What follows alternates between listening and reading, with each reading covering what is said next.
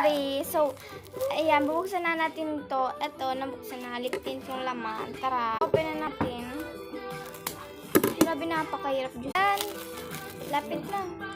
Napakahirap. Tingnan nyo. Dalawa na. Last na ata to, guys.